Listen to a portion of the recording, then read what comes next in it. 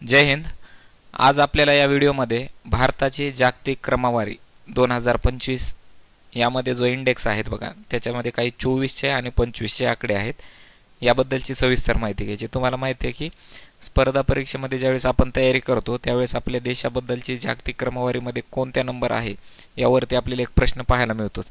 आणि याच्यात महत्त्वाची गोष्ट अशी, हा विषय जो आहे, हा टॉपिक आपल्याला कधी-कधी इकॉनॉमिक्सच्या त्याच्या संदर्भामध्ये पण आपल्याला यावर प्रश्न पाहायला मिळतात आणि दुसरं करंट अफेअर्समध्ये पण। ठीक आहे, त्यामुळे हे पॉईंट महत्त्वाचं आहे आणि जेवढ्या क्रमवारी सांगतो ते लिहूनच काढा, त्याच्यावर प्रश्न येतेच। तर बघा, आज आपल्याला काय करायचं आहे, या क्रमवारीची जर सुरुवात केली तर याच्यामध्ये आपण भारताची जागतिक क्रमवारी ही 2025, याच्यामध्ये काही 24 आकडे पण आहेत। ठीक आहे, ते लक्षात ठेवा तुम्ही। जगभरातील विविध अहवाल, इंडेक्स आणि सर्वेक्षण यामध्ये भारताची सध्याची स्थिती काय आहे हे आपल्याला बघायचं आहे। यामुळे आपल्याला आपल्या देशाची प्रगती आणि देशाच्या समोरच्या समस्या आणि आव्हाने याची जी कल्पना आहे ती येऊन जाते। ठीक आहे, तर बघा, यामध्ये सगळ्यात पहिल्यांदा येते हेनली पासपोर्ट इंडेक्स।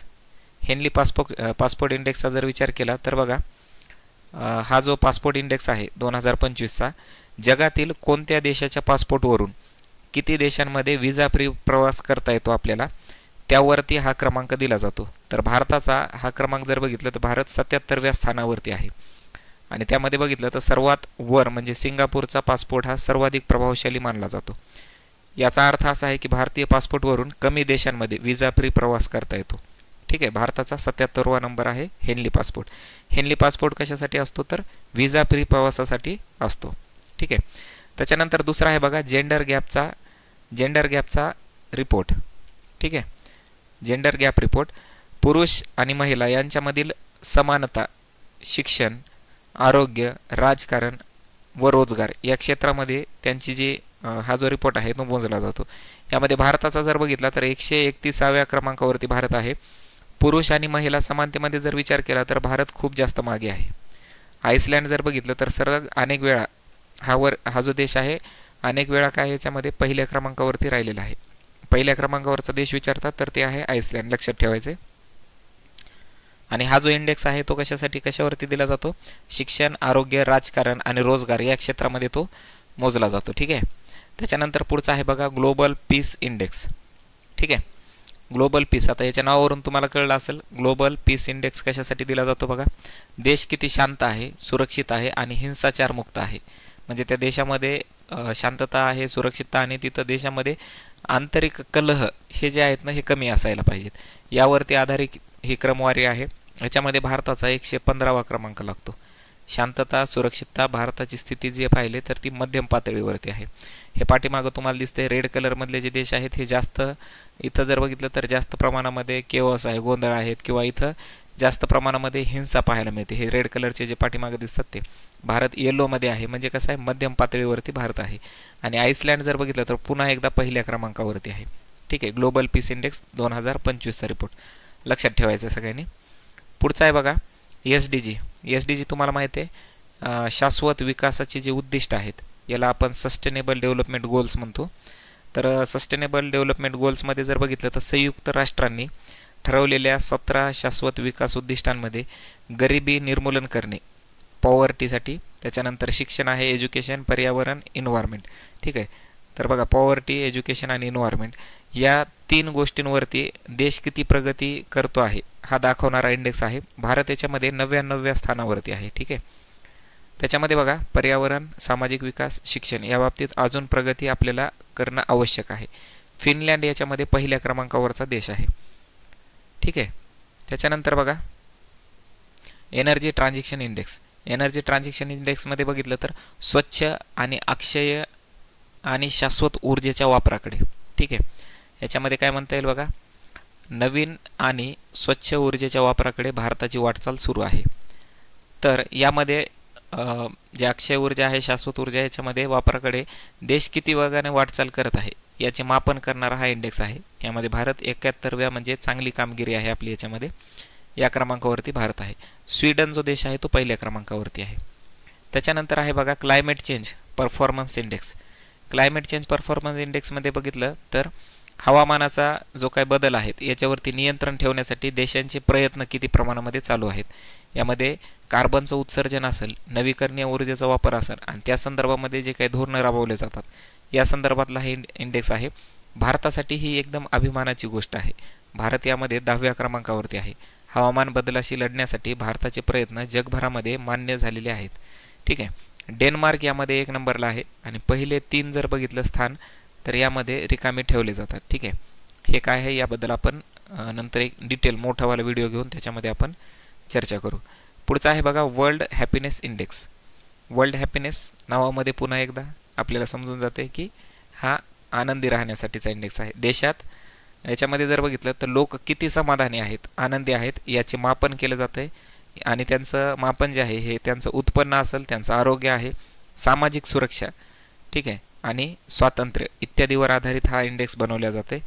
लोकसंख्या प्रचंड असूनही भारतामध्ये आनंद निर्देशांकामध्ये भारत जर बघितलं तर भारत याच्यामध्ये थोडासा पाठीमागं पडलेला आपल्याला पाहायला मिळते. 118वं स्थान आहे त्याचं वर्ल्ड हॅपीनेस रिपोर्टमध्ये. फिनलँड जो आहे तो सतत पहिल्या क्रमांकावरती देश आपल्याला मागच्या काही वर्षापासून असलेला पाहायला मिळतो.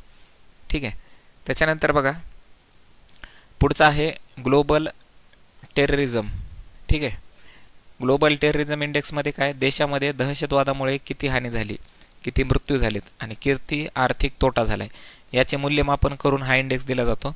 यामध्ये भारताचा नंबर जर बघितला तर भारत फक्त 14व्या नंबरवरती आहे. ठीक आहे. दहशतवादाच्या प्रभावामध्ये भारत अजूनही आपल्याला उच्च धोकाच्या गटामध्ये पाहायला मिळतो. ठीक आहे. यामध्ये बुरानिका नावाचा देश आहे, बुरानिका फासो, जो की पहिल्या क्रमांकावरती आहे. पुन्हा यानंतर बघा पुढचा इंडेक्स आहे प्रेस फ्रीडम इंडेक्स.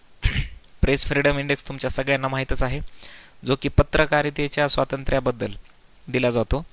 यामध्ये बघितलं तर पत्रकारांना किती स्वातंत्र्य आहे आणि बातमी प्रसारात किती हस्तक्षेप होतो हा दाखवणारा निर्देशांक आहे. पत्रकारितेमध्ये स्वातंत्र्यामध्ये भारताचा अतिशय खूपच खालच्या क्रमांकावर भारत आहे. यामध्ये भारतामध्ये जर बघितलं तर 151वा प्रेस फ्रीडम इंडेक्समध्ये आपण आहेत. नॉर्वे हा देश पहिल्या नंबरवर आहे.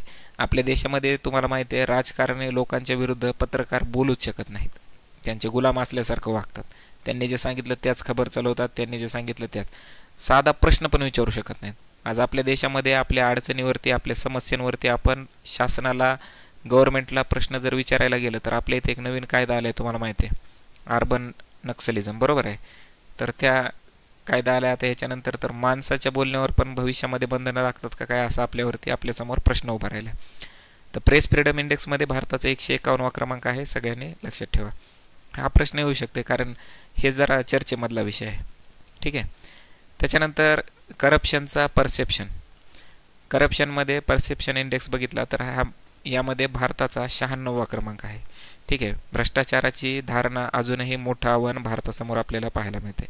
देशामध्ये भ्रष्टाचाराबद्दल किती भ्रष्टाचार आहे, त्याच्यानंतर प्रशासन आणि राजकारणामध्ये पारदर्शकता किती आहे याचं मापन करून हा इंडेक्स जारी केला जाते. हा जो करप्शन परसेप्शन इंडेक्स आहे तो बनवला जाते. डेन्मार्क यामध्ये सर्वात कमी भ्रष्टाचार असलेला देश आपल्याला पाहायला मिळतो. ठीक आहे. त्याच्यानंतर पुढचा आहे बघा logistic performance index. Logistic performance index तुम्हाला माहिती आहे हा जो आहे व्यापार आणि वाहतूक क्षेत्राशी संबंधित आहे. यामध्ये व्यापार, वाहतूक, बंदरे आणि सीमा शुल्क याची यंत्रणा किती कार्यक्षम आहे यावरती आधारित असणारा हा इंडेक्स आहे. भारताचा यामध्ये 38वा क्रमांक पाहायला मिळतो. तुम्हाला माहिती आहे आता आपल्या भारतामध्ये जे काही रस्त्याचं इन्फ्रास्ट्रक्चर उभं होत आहे त्याच्यानंतर आपल्या देशामध्ये जर पाहिलं तर आपल्याला एक चांगली सक्षम अशी वाहतूक आणि व्यापाराची जी यंत्रणा पाहायला मिळते. यामुळे भारताने चांगली कामगिरी केलेली आपल्याला पाहायला मिळते. भारताचा 38वा क्रमांक या इंडेक्समध्ये आहे. लॉजिस्टिक परफॉर्मन्स इंडेक्स हा 2023चा आहे. ठीक आहे. त्यानंतर सिंगापूर यामध्ये पहिल्या क्रमांकावरती आहे. सिंगापूर आपण आता बघितलं आहे, सिंगापूर पहिल्या क्रमांकावरती आहे. आणि दुसरी गोष्ट जर पाहिलं तर आपल्याला पासपोर्ट इंडेक्समध्ये जर बघितलं तर याच्यामध्ये पण बघा सिंगापूरच आहे जे की 1 नंबरवरती आपल्याला याच्यामध्ये पाहायला मिळतो. ठीक आहे. सिंगापूर 1 नंबरला आहे आणि त्याच्यानंतर सिंगापूरचा दुसरा नंबर कशामध्ये आणखी बघा लॉजिस्टिक परफॉर्मन्समध्ये, त्याच्यामध्ये पण सिंगापूर कसा आहे 1 नंबरला आहे. पुढचा जर बघितला तर ग्लोबल हंगर इंडेक्स. हे तुम्हाला माहिती आहे अन्न टंचाई, कुपोषण, बालमृत्यू यावरती आधारित असणारा देशातील भूक समस्या किती गंभीर आहे हे दाखवणारा इंडेक्स आहे.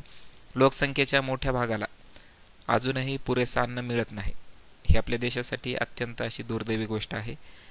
जिथे की आपण बघितलं तर नेते करोडो रुपयाच्या गाड्यामध्ये फिरतात, करोडो रुपयाची संपत्ती त्यांच्याकडे असताना सुद्धा आपल्या देशामध्ये आणखी असे काही लोक आहेत ज्यांना 2 वेळेचं जेवायला पण मिळत नाही.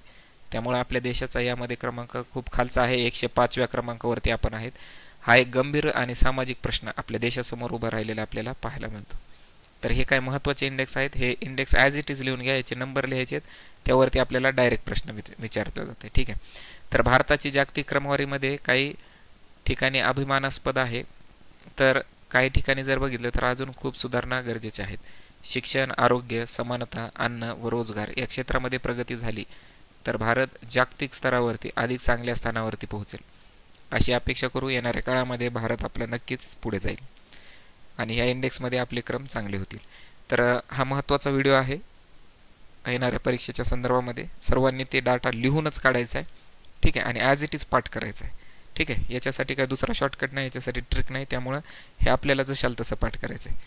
तर भेटूया पुढच्या व्हिडिओमध्ये. धन्यवाद. जय हिंद.